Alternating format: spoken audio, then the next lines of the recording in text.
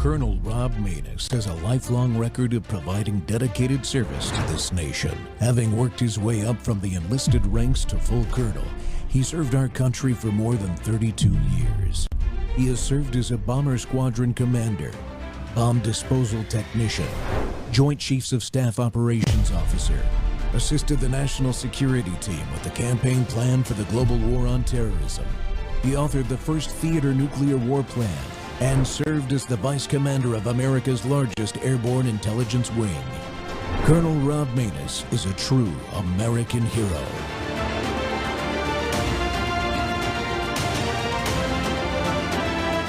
This is Rob Maness Live. We're back with more changes at DoD, and this time an update on COVID-19 and reinstatement. We all know that the previous administration issued unlawful orders on mandatory vaccines on an experimental vaccine, COVID-19. You know it, we know it. We're doing everything we can, as quickly as we can, to reinstate those who were affected by that policy. It hasn't been perfect, and we know that. We're having an ongoing conversation with you to get it right, working with the White House as well. We want anyone impacted by that vaccine mandate back into the military, people of conscience, warriors of conscience, back in our formations. We hear you, and we're working to get updated guidance as quickly as possible. So kind of here's where we are on more guidance we're providing right now. So in January, the president issued his executive order. We jumped right on it. In February, I directed the department to take corrective action regarding this specific department's unfair, overbroad, unnecessary COVID vaccine mandate. We apologize then, apologize now for how it was done, and we want to fix it. So today, I'm signing a memorandum that directs the Undersecretary of Defense for Personnel and Readiness to provide additional guidance to the boards that are reviewing these cases concerning the review of requests from service members and former service members adversely impacted by COVID-19 vaccine mandate. The guidance also will facilitate the removal of adverse actions on service members solely for refusing to take the COVID-19 vaccine, including discharge upgrades and less than fully honorable discharges for individuals separated for refusing to take the COVID-19 vaccine. So we're trying to scrub all that, clean all that up. We'll also facilitate appropriate remedies for service members who have suffered additional career setbacks resulting from the previous administration's unlawful vaccine mandate. So that original EO addresses the unfair, since rescinded COVID-19 vaccine mandate imposed on warfighters during the previous administration. We know how bad it was. You know how bad it was. And through this guidance, which I encourage you to check it all out directly, because it's an update going even further than what we've done in the past, this memo is providing supplemental remedies for service members and veterans negatively impacted by the DoD defunct COVID-19 disease vaccine mandate. So more guidance here that we think is really important in getting this right, and we welcome you all back as quickly as possible.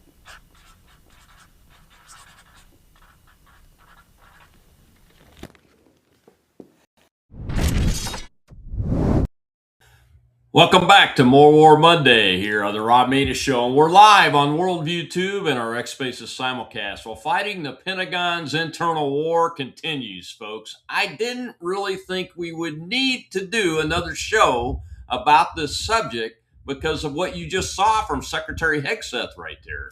Obviously, President Trump and he have both issued an order to reinstate those forced out and harmed by the unlawful COVID vaccine order. But we still have major issues.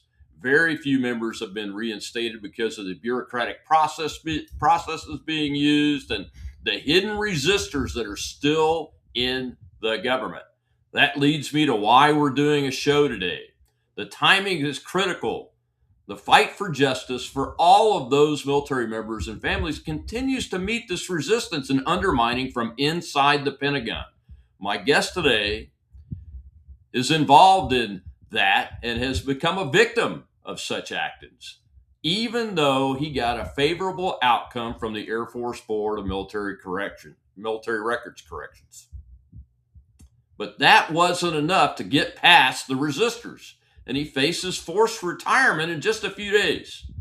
Brigadier General Chris Sage serves as Special Assistant to the Commander for Joint Air Power, Space, and Multi-Domain Operations, the NATO Air Command, and is originally from Newport News, Virginia. He was commissioned in 1994 as a graduate of the U.S. Air Force Academy. He's commanded multiple times the 389th Fighter Squadron, the 389th Expeditionary Fighter Squadron, the 366th Operations Group at Mountain Home, Idaho, the Gunfighters, the 4th Fighter Wing, the 332nd Air Expeditionary Wing. The general's assignments are a mix of joint operational and training tours, culminating in 4,600 flight hours, and as an operational F-15E fighter pilot, he has over 1,200 combat hours and participated in Operations Northern Watch, Deliberate Forge, Allied Force, Enduring Freedom, Iraqi Freedom, and Inherent Resolve. And I'm sure there's more to that list. And he joins us today. Unfortunately, his attorney, Davis Johnson, could not be here, but we've had Davis on before with other clients, and he's been very successful at getting that job done. But I got to read this disclaimer. Neither General Sage or me speaks for the Department of War. Our opinions are our own. They do not represent any Department of War or Department of the Air Force position. General Sage, welcome to the Rob Maness Show. A lot. Well, if I can get the button, I got to get the button right. There it is. Ha. Are you with me, Chris? I'm with you, Rob. Thank you very much for having me, and thank you for that disclaimer. My comments today, as you mentioned, are my own and do not represent the Department of War. And to your point, I just want to say thank you for bringing this issue once again to the forefront so your audience can hear the truth about what's still going on by the obstructionists that are still hidden inside the Pentagon. Yeah. First, before we dive into the technical detail of this, Chris, what's the current status? Has anything changed in the last week or so? Unfortunately not, Rob, but since we won at the Board of Correction for Military Records in mid-November, early November, it was then quickly overturned within days, which is just shocking after the board spent 2 months researching all the evidence, looking at all the interviews, looking at the situation in the deployed environment. There's been no change. We've attempted to appeal. We've attempted to get an extension on my forced retirement past 31 December, and there's been crickets and silence, unfortunately, from the Air Force and the Department of War. Yeah, it's really unfortunate. You know, what's really strange in your case is that you took the shot. You followed that order, right? I did take the shot early on before I fully understood it. The rest of my family, thankfully, did not. Mm-hmm. And I found myself in a situation in a deployed setting where COVID was the major backdrop. It was behind every decision we made. It was actually the peak of COVID in the Middle East during the time that I was there when this investigation happened, and the board found, appropriately so, that my actions and my opinions related to COVID is what influenced the outcome of this investigation and the adverse actions that were taken against me, and provided me relief until it was overturned by the Assistant Secretary of the Air Force. So what happened that led you from? I mean, I read a little bit of your resume, but I mean, you're a combat experience, commanded at all the right levels, which means you did a good job at each level and continued to progress on to be a wing commander twice, both at home here and in combat. So what were the things that got you to where you are being forced to retire and had to go through the Air Force BCMR process? Well, thanks, Rob. As you know, in your command experience as well, that you don't always have 100% of the people on board, but the goal is to get as many as possible. And the research shows if you can get about 75% of the people on board, then you can accomplish the mission, and you have that momentum you need to get things across the finish line. So in a case of a combat wing, that very high ops tempo, underneath COVID, also we were heavily involved in the withdrawal from Afghanistan. We were engaging the enemy, dropping bombs on ISIS in Iraq and Syria. We were training the Jordanians. We were training with the French. We were participating in Bright Star in Egypt. And we were the lead wing to help bring the Israelis into CENTCOM and AFCENT. So beyond all of this, we're dealing with COVID. And it's normal that sometimes people will attack your leadership. And in this case, it was an individual at my wing that basically filed a IG complaint against me. I didn't think much of it because we knew we had acted with integrity, and we had followed the law, and we had followed the regulations and the intent of my commander. All 7 of these allegations, Rob, to include hostile work environment and about 6 allegations tied to fraud, waste, and abuse, they were all thrown out. However, the investigator then took comments from a very small cohort of disgruntled officers and created a brand new investigation against me. Once again, under the backdrop of COVID. COVID was a very big part of the investigation and the report. And this investigator who investigated me and the wing from his air-conditioned office in the Pentagon never visited the base, never knew what the environment was like, never talked to any of the 29 witnesses that I recommended, except 4 that he had previously talked to. So he basically violated the statute by not investigating my witnesses. He never visited the base. It was just a sham. And before I pause, the reason I can tell you it was a sham was because my command chain at the time did not fire me. They encouraged me to keep doing good work. They visited numerous times, realized that there was no smoke, no fire, left me in command, gave me a medal at the end of my tour, my deployed tour, said great things about me, pushed me for promotion. And then when I returned back to NATO headquarters, my new chain of command, my U.S.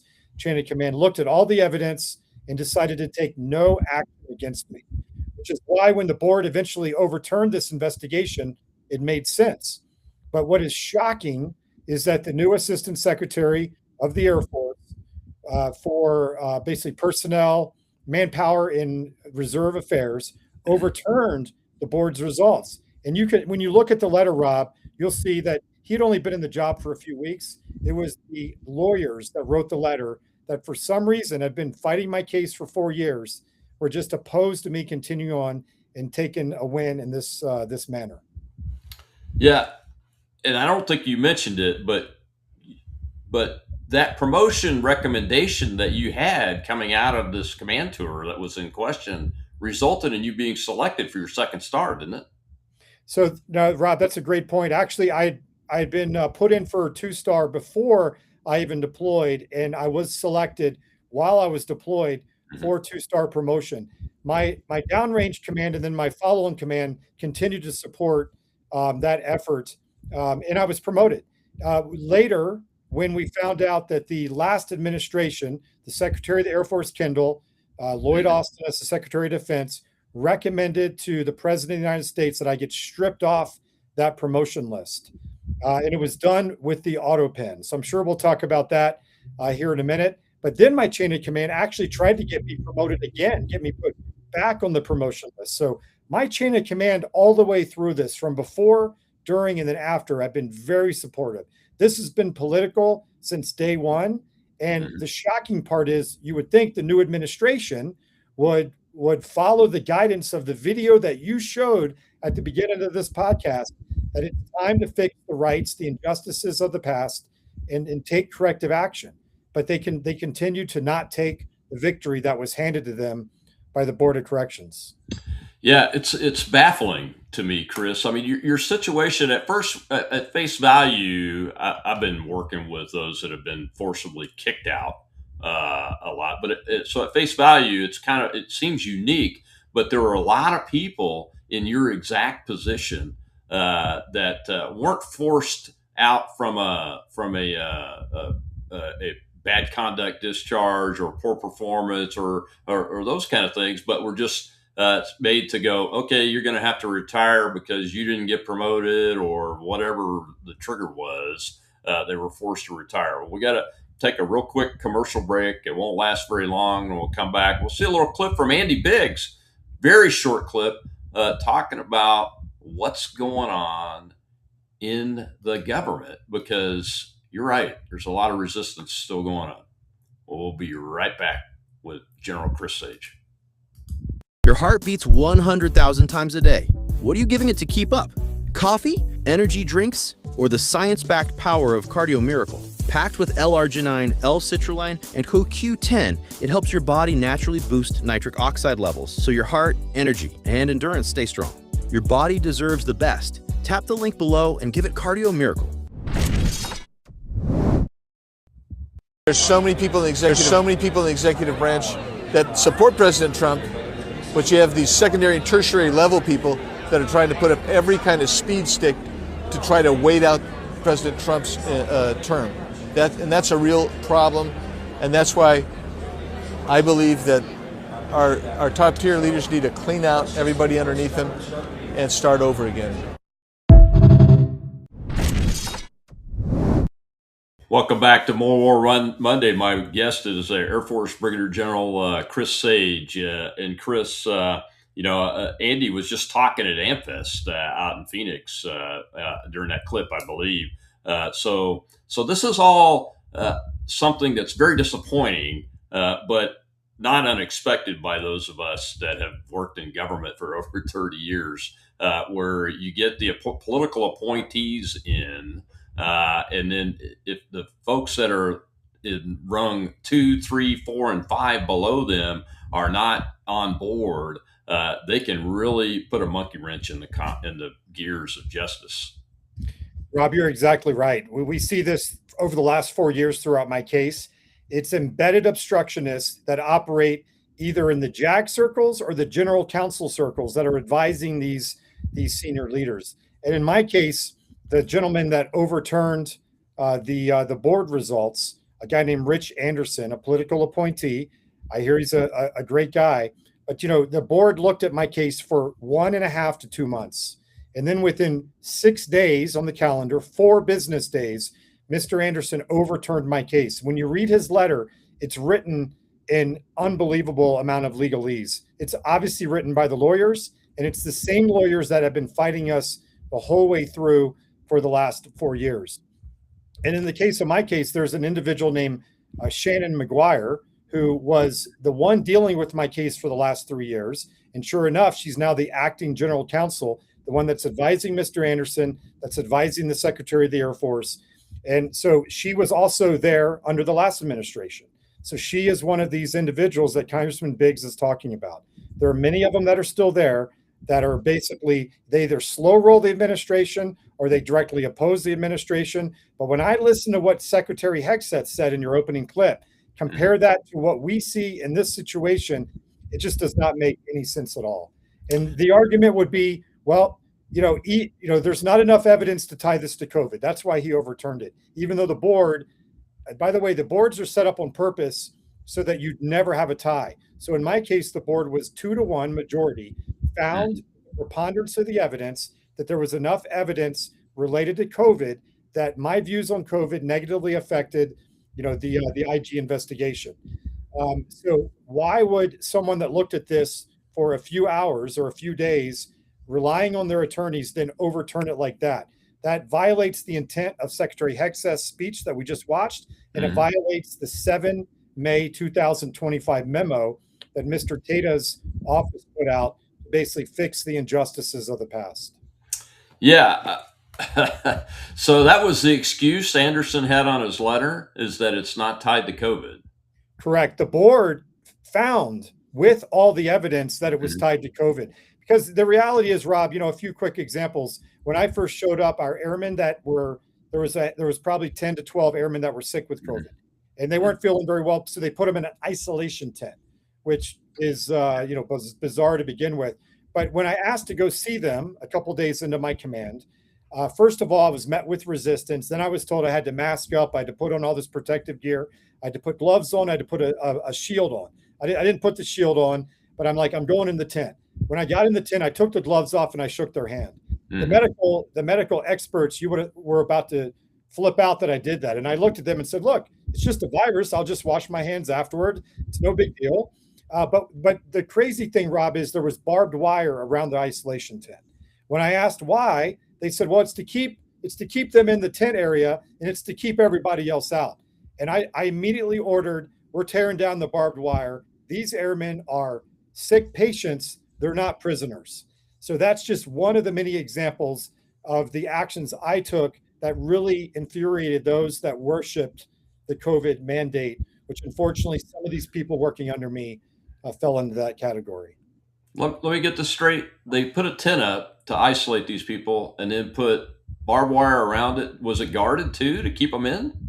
It wasn't guarded, but there were signs up that said "Do not enter." There was barbed wire. You had to have, you had the code to get in, and this infuriated Congressman Eli Crane and 10 other congressmen. They actually put a photo of this on a letter that they sent to the Secretary of War and to the Undersecretary for Personnel and Readiness as one of the many examples of the ridiculousness of the allegations that were made against me. Another quick example is a recommendation came down that our airmen had to wear masks indoors and outdoors. Well, I basically signed a memo that said, our airmen, you know what it's like to be on a flight line in the 100-degree. I said, our airmen are not wearing masks underneath jets in the 100-degree heat in the Middle East in the summer. I go, that's ridiculous. It's a FOD hazard for the engines. So that, that along with, they implemented a testing center for airmen that were flying in with 800 airmen swapping out. They implemented a testing center on the in-processing line. When I found out about that, I said, hey, these airmen were tested before they left. They're going to be tested in due time when they get here. We had the lowest COVID rates in all of the Middle East at any Middle East base. I'm like, we don't need to do this test. And that made the report that I did not trust my medical professionals because I made a command decision that made sense for the airmen. It made sense for the mission, and it was common sense. The three principles that I guided every decision by. Yeah, absolutely. I read some of the stuff about the masks out on the flight line underneath the aircraft. I know I've been a commander in the Middle East doing that exact same thing with my maintenance guys working on B-1s. And I would have done the same thing that you did. I would have said, no, that makes no sense whatsoever. Nothing's going to live in the fuel and fumes in the heat of that anyway. But this whole tent with the barbed wire, that is just unbelievable. But it paints the picture of the craziness of the moves that were happening with COVID, not just in the military, but even outside the military. I mean, I saw a pastor arrested because he had a church service twice, was arrested twice for it, and thankfully kept going, kept doing it too. They eventually lost their case, but so Anderson is the Assistant Secretary of the Air Force for Manpower and Readiness, who does all the personnel stuff. So that's the office in each of the services that is in charge of this reinstatement, was in charge of implementing COVID policy, really. But he is a Trump appointee, correct? That is correct. And I hear good things about him based on his background. I hear he's a patriot. He's a retired officer, which is why this just points back to the Biggs comment and to the Sec Wars comments that it is literally people that are obstructing the process. First, they obstruct you through the whole process, through the appeal process. Then when you eventually make it to the board and win, then they overturn it. Then when your lawyer inquires, well, why did you do that? The answer back is, well, it's bigger than just COVID. There's underlying problems with the investigation, which brings us back to the last administration and the persecution that happened under the last administration. So it's a circular firing squad that just cannot seem to take the win.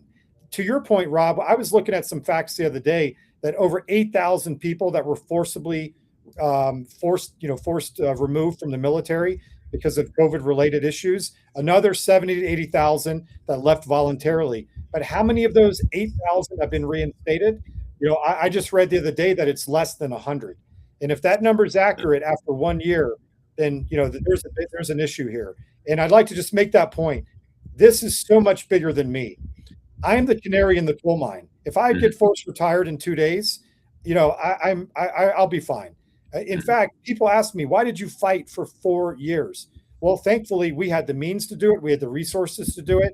And frankly, we felt called to do it. My wife and my family, the 5 children, we've been married for almost 29 years. My wife is a veteran, by the way, and she's an turned attorney. And we decided that we're going to fight and we're going to stand up for what's right. We're going to fight the injustice. We continue to do that. So I'll be fine. What I worry about is those 8,000 or 80,000 war fighters that now are looking at my case. I'm one of the first that went through the Air Force Board of Correction for Military Records. They're emailing me, they're texting me, they're DMing me saying, sir, what hope do I have if you can't win?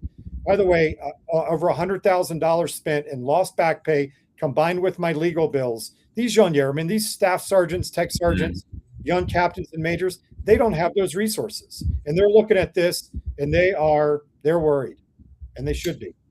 Yeah, they should be worried. Matter of fact, all Americans should be worried, Chris, because if a case that's so clear can't be rectified, that is, it doesn't matter whether you're a general or an airman basic.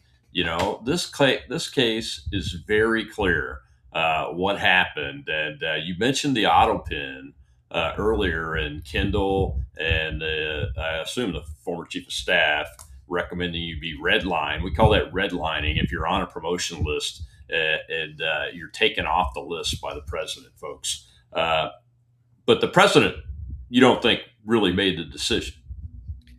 Well, Rob, we know that he did not. Well, I don't know for sure. What I can tell you is that it was not him that signed the letter.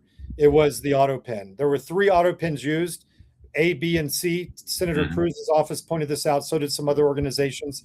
And mine was auto pen B, used during the time period. An exact match. My lawyers have verified this. So the reality is he was most likely not aware. And the reason why this is significant is because on November the 28th and again on December 2nd, the current president of the United States, the current commander in chief, basically nullified and voided all official legal actions that were taken by the last president. That includes the memo that stripped me off the promotion list. And you're correct. The correct term is redlining. I will give my military chain of command credit. They actually had nothing to do with this. They were supporting me. This was purely an act within the Secretary of the Air Force's office, pushed up to the Secretary of Defense's office, pushed up to the White House. Who was advising the Secretary of the Air Force at the time under the last administration? The same exact person that is advising the Secretary of the Air Force today.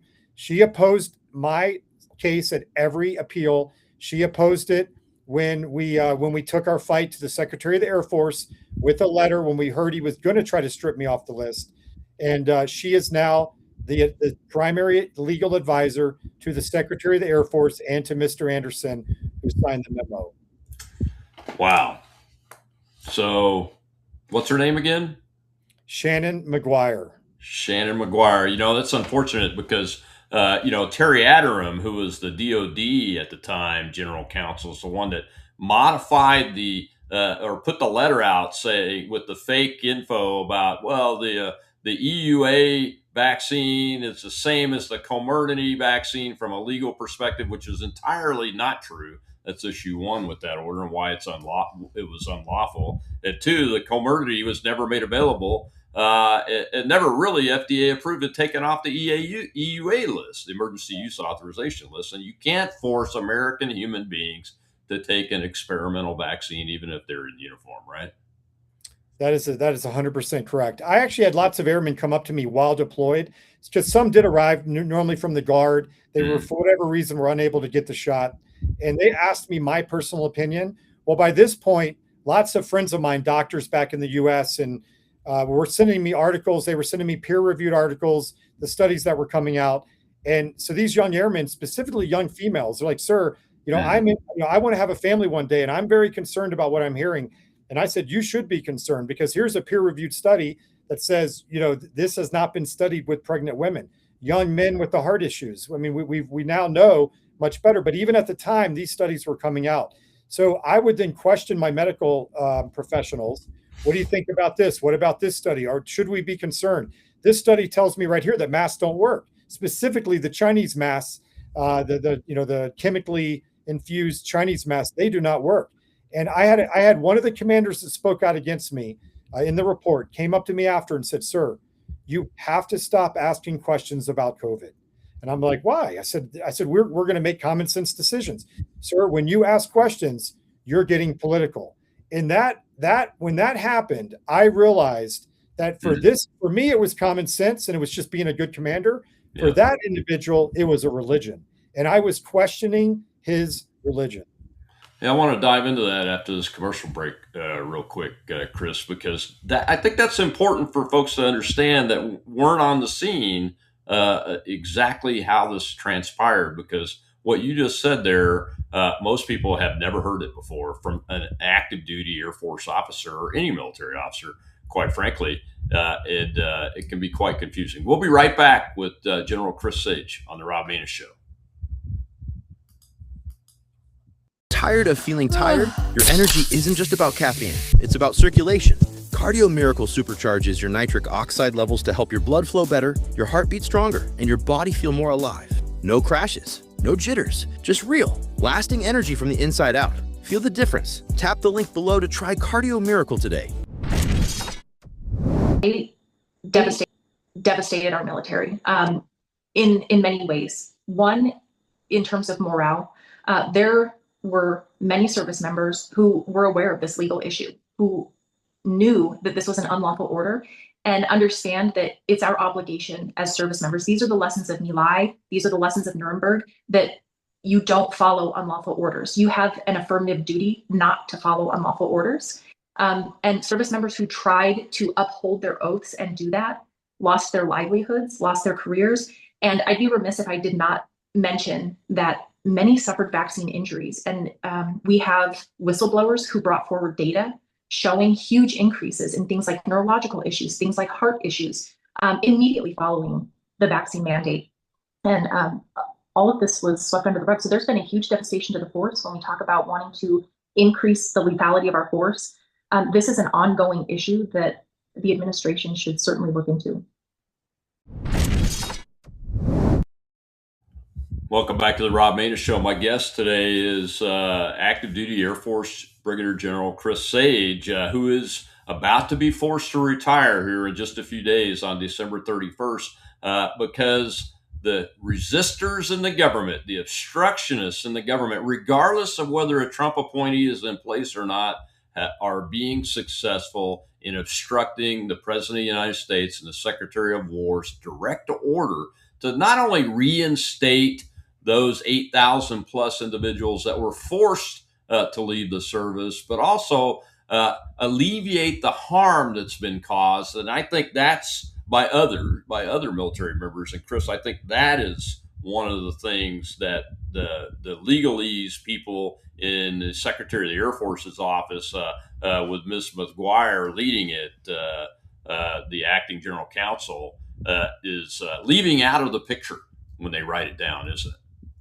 Yeah, that's exactly right. I mean, the reality is, in my case specifically, they had to divorce me from COVID because they knew that we had won on COVID. And even though the board found a preponderance of the evidence, they knew they had to divorce it. But the reality is, even if they didn't divorce it, they continue to stymie, this case, other cases. But in my specific case, they had to divorce it from COVID. Then they could point back to a botched investigation that happened 3.5 years ago under the last administration. And the reason we know it was botched was for a few reasons. Number one, my commander at the time, who now is the NORTHCOM commander, he knew that I was under investigation. He then increased, rightfully so, the number of times he visited my base. He visited 5 or 6 times after the investigation started. He sent numerous people, greater than 10, like 12 people total, to go visit my base and report back to him. His 2-star, his 1-star, all of his colonels, his chief master sergeant, his command master sergeant, they all reported back, "Sir, we see no smoke, we see no fire." He did not remove me from command, which showed that he had faith in my command. And like I said, he treated me very well out the door with a medal and good words of my change of command. My next chain of command took no action against me and were very strong about the reason why, because they thought my actions were appropriate. Fast forward to the BCMR. We won at the BCMR, which was a big win. We celebrated for about 5 minutes. until we read the next memo that then said that the results were overturned. By the way, did anyone from the secretary's office call me? Oh no, that showed up in an email, in a nondescript email that showed that I won at the BCMR, followed by another memo that said it had been overturned. And then the fourth, sorry, there's two more victories. The fourth victory is when the president nullified and voided all legal actions signed by the AutoPen. The fifth one, which the Secretary of the Air Force or the Department of War will not acknowledge, is the fact that when I was told I'm going to be forced retired, my 5-year statutory limitation is up because it moved my time frame back to the left because I went from the 2-star list back to the 1-star list. They did what's called an OGD, an officer grade determination, to determine whether I'd served honorably. I wasn't holding my breath on that one, which means they could have retired me as a colonel. Right. Well, it turned out this board found that my actions during the entirety of my 1-star tenure, to include during the investigation, were honorable. I acted with integrity at the level of performance and integrity required at the 1-star level. Basically, I served honorable as a 1-star, which is even more evidence that they discounted the IG case against me. Oh, yeah, absolutely. You know, what's really disappointing to me is, because I know some of these folks that are in political appointed jobs that, and just correct me if I don't have this right, but you have not had a phone call from any political appointee in the Air Force in this process. Not a single one. And the way the system works is they don't include your chain of command. So my chain of command, very supportive. I keep them in the loop, which I find kind of humorous. So I keep them in the loop, and I just get communicated to via email for the most part. I did have a really good Air Force defense attorney. The first one retired. The second one PCS'd. And by the way, the Air Force doesn't provide these people to you. You have to go find them. I had to search and make numerous phone calls. Thankfully, I had some mentors, 4-star, 3-star mentors that connected me with an office that then said, well, we can loan this defense attorney to you part-time. So I went through 2 of those, and then I basically was on my own for a year with my old JAG. She's retired. She was very helpful, kind of pro bono. Then I finally hired Davis Johnson once I realized I'm being outgunned here. Once I saw that they were able to overturn the BCMR results in the number of days, using their legalese gymnastics, I then hired Davis Johnson. Now we've gone on the offensive to try to get the word out. And like I said, I can afford to pay Davis Johnson. I'm very blessed after 31 years. I really worry for those young airmen that don't have the means and the resources. I share your worry, my friend. I mean, that's one of the reasons why I wanted to get you on, because you're not just speaking for you, you're speaking for thousands and thousands of, in the Air Force's case, airmen that were unceremoniously, unfairly treated, unceremoniously either got the boot or had to leave because they knew they were going to have legal issues and those kinds of things. And it's just heartbreaking because most of those young folks, they have $0, and unless somebody will take them pro bono, and I know attorneys are doing that, but it's tough to get them linked up with them in a timely manner. We got some questions from the audience, from the live audience. Let's go ahead and take one. Go ahead, Shell.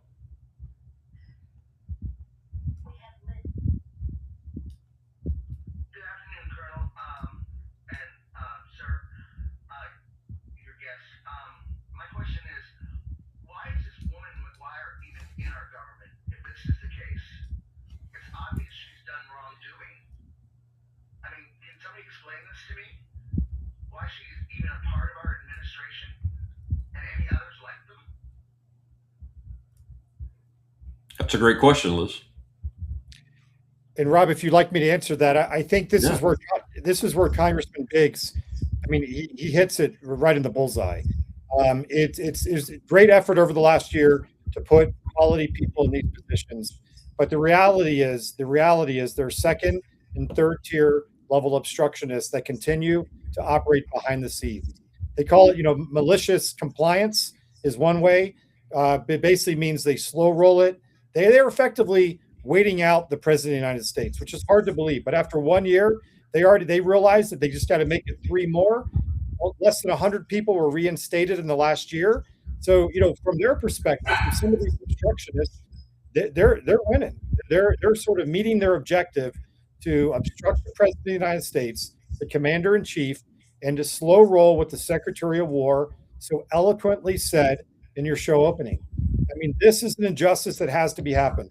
The Secretary of War admitted, both in writing and in person, there that this was wrong, that it was illegal. In his document, he talked about an illegal mandate. We all know that, especially those of us that weren't smart to it at first. We quickly realized, which is why I started asking questions and continued to ask questions. But Rob, let me, speaking of why are these people still around, the investigator that investigated me is still around. When you look at the Marxist-infused IG report that he wrote, where he was pitting the oppressed versus the oppressor. Here's one example. I worked for a Marine 3-star at NATO, an American Marine, before I deployed. He operated under what was called an email policy. So he had a very clear email policy for good order and discipline. If you receive an email from me, here's the way I'd like you to deal with it. Put information or action. Don't add other people to a private email. Just think of it like a private letter. He put out this guidance. He put this all in a memo. Right before I deployed, he said, Chris, you may want to think about using this. It served me very well. And he served in Desert Storm, by the way. 40-year combat Marine veteran. I took his email policy. I quickly sent it out to my command team and said, I modified it a little bit, made it a little bit Air Force friendly. I sent it out. In the IG complaint, the investigator ranted about how I did not trust my subordinates. And his proof was that I used an email policy that was oppressive and limited communication up and down the chain, which was anything but the truth. But these are the type of allegations that were used against me.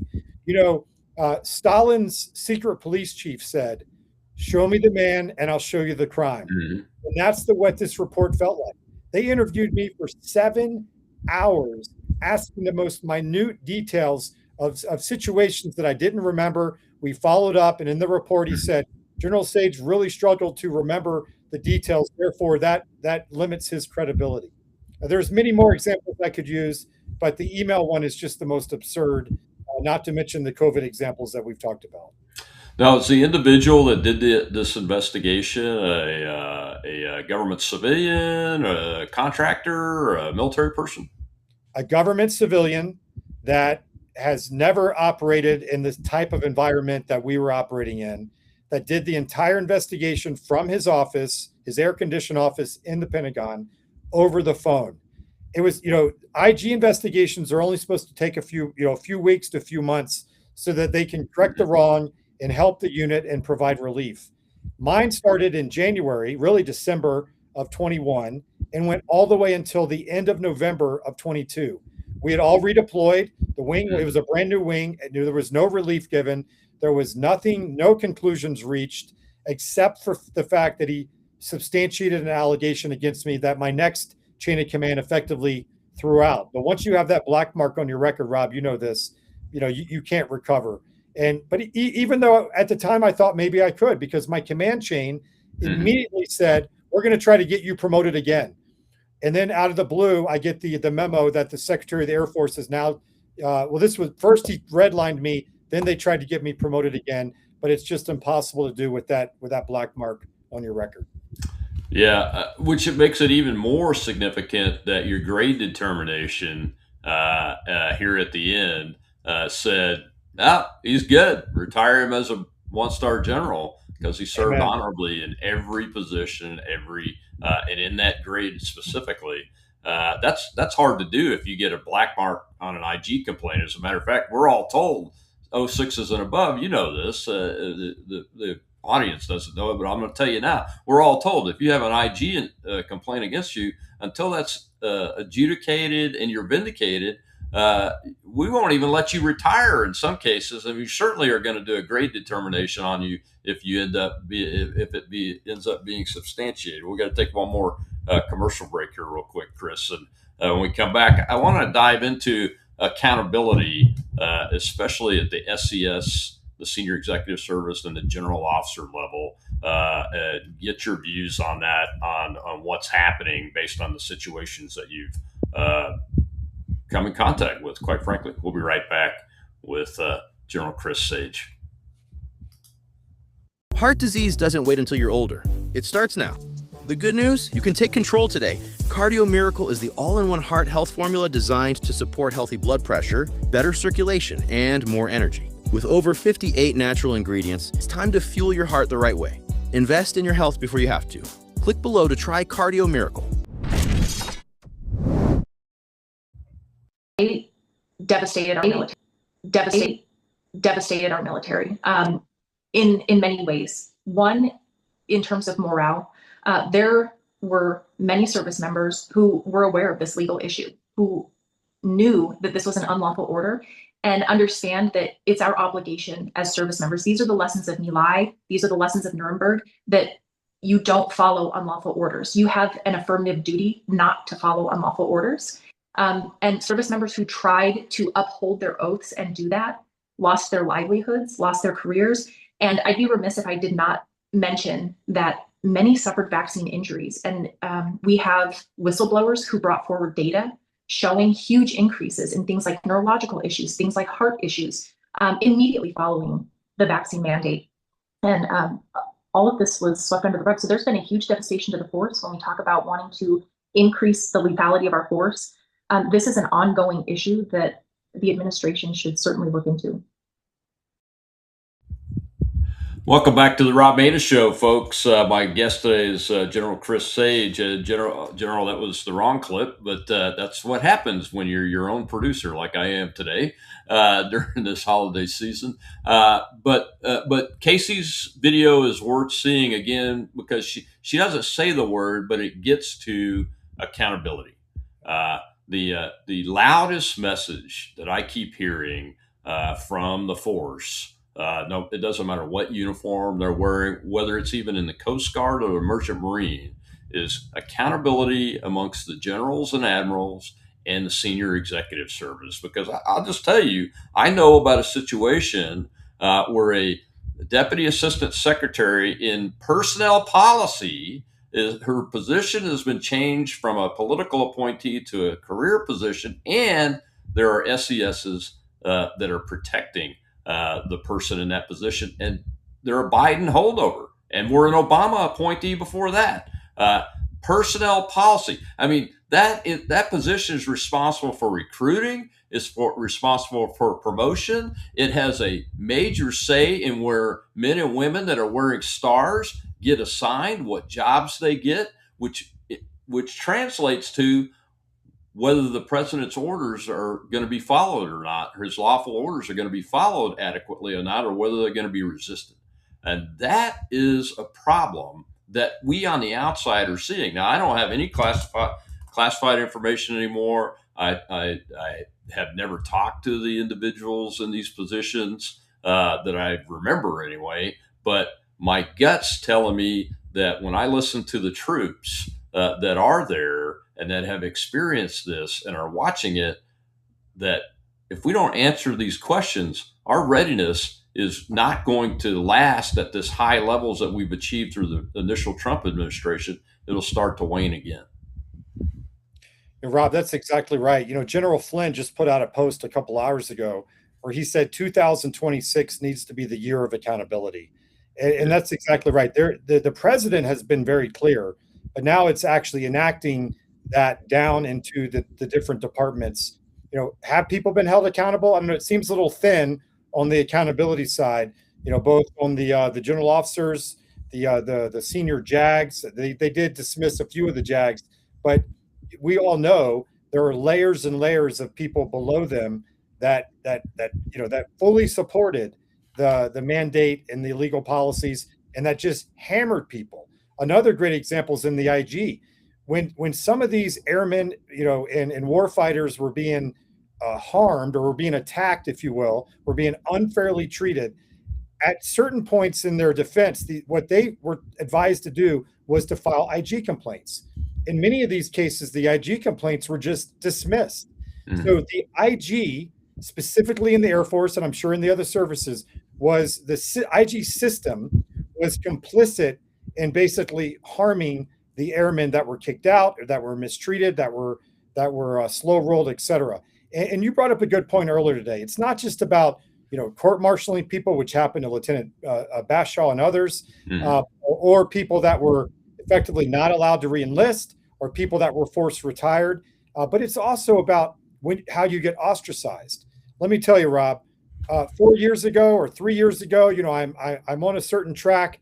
I'm working for great 4-stars. I've been very blessed in my career to have great opportunities. I was learning a lot, and they had me on a path. They're giving me the certain training. I'm going to deploy. The second that this investigation happened, I was basically relegated to the leper colony. 100%.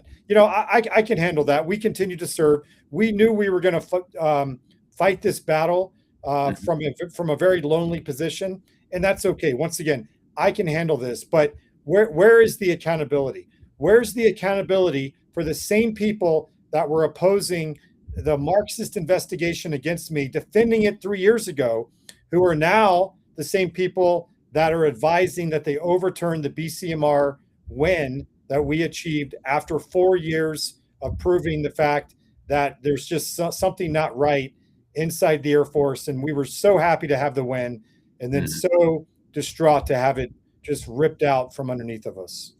Yeah.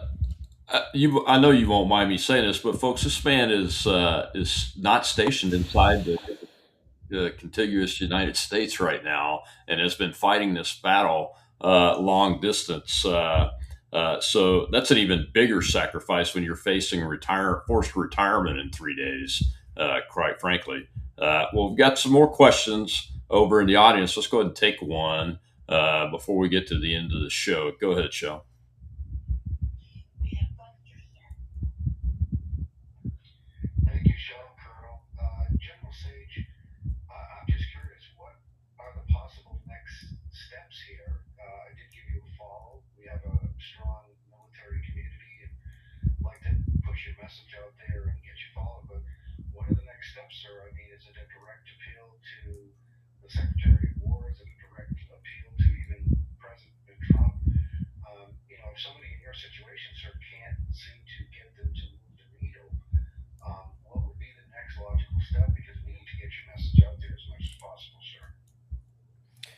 Well, thank you for that question, and thank you for your support. We're in the short hairs. We've been fighting this every step of the way. We're at the point now with about 2 days left. We are appealing directly to the commander in chief, because he's the only one that, if he picks up the phone, one of his advisors sees this and gets it to him, we're confident that they, one, can overturn of the board, but number two, they could freeze my retirement. They could extend it. We did put in for an extension, and it's supposed to go to the Secretary of the Air Force, and within about 24 hours, it was returned, and all it said was, denied, you will continue to retire on 31 December. So an extension is what the board recommended until all actions were remedied. The Secretary of War has the authority to overturn this, and the President of the United States has the authority to overturn this. So that's our appeal to the President. We've had really good press. We've had Cross-Politic write articles. We've had Gateway Pundit. We've had Breitbart. Stars and Stripes is actually coming out with a great article, I think, tomorrow, as well as a few other outlets that are putting their articles together at this time. So we're very thankful for the support we've had. Libs of TikTok came up on the net and reposted a short video that I made. That's going viral right now. It's actually, I never thought I would be pinned on Libs of TikTok, but I'm currently the number one story as we speak, and I'm very thankful for the support that they've given me, because they see the injustice. The owner of that platform, she sees the injustice, and she jumped on this in a heartbeat, and I'm so thankful. So I appreciate the support of your audience, Rob, and I welcome any support and amplification they can provide. All right, absolutely. Well, I've got one more question over there. I'm going to go ahead and take it real quick before I get to my last question, Chris. Go ahead, Shell.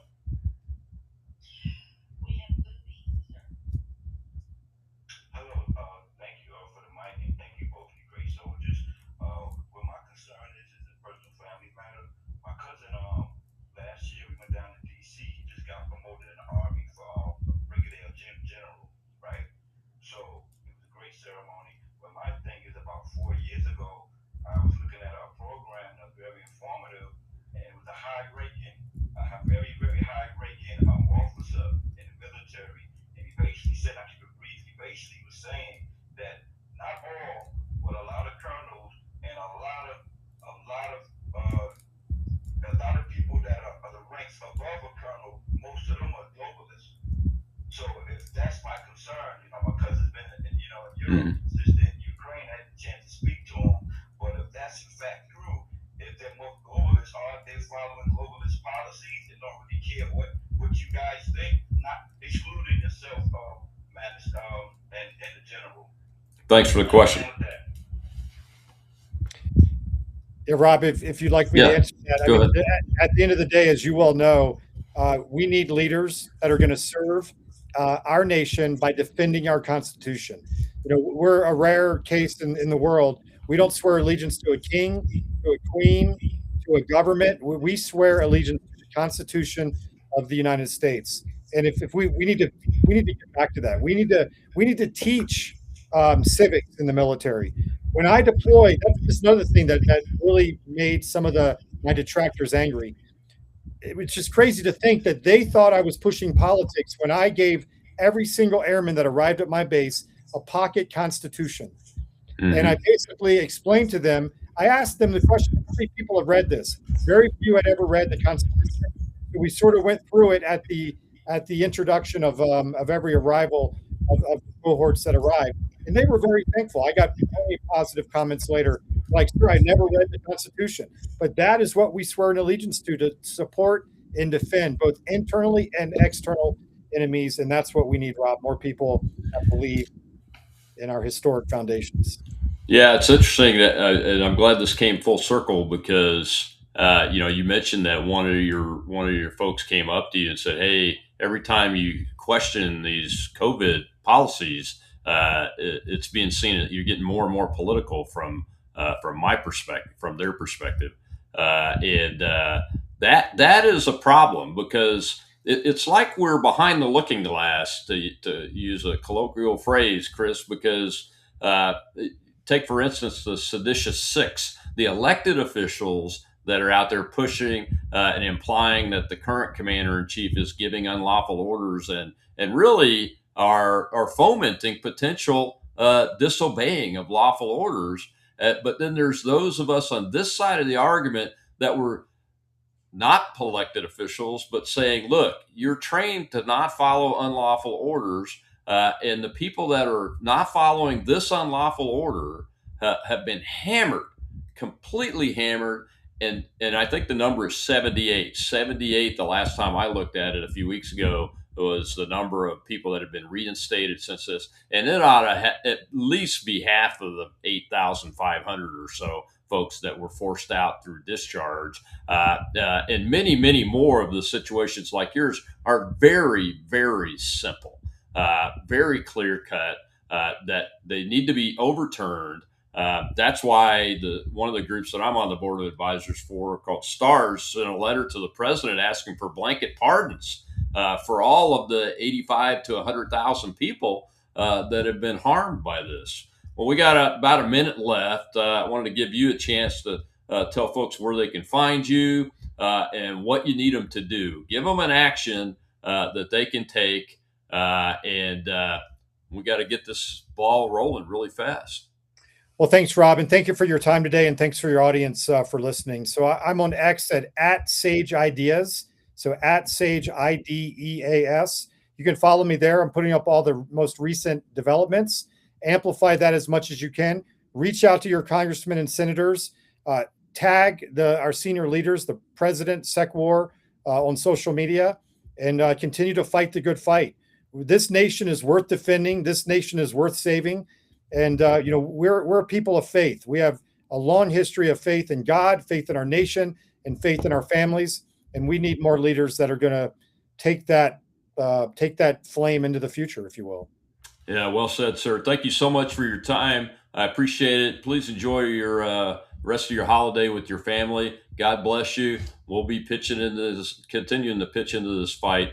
And continue to get this word out. Brigadier General Chris Sage, sir. Thank you. All right, folks, get out there and take those actions like the general just asked for you to do.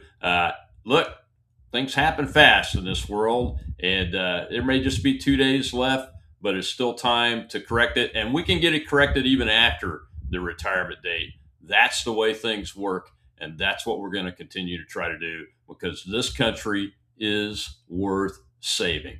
Action, action, action, as our friend Steve Bannon is fond of saying. I'll see you after the new year here on the Rob Maness Show on Worldview 2.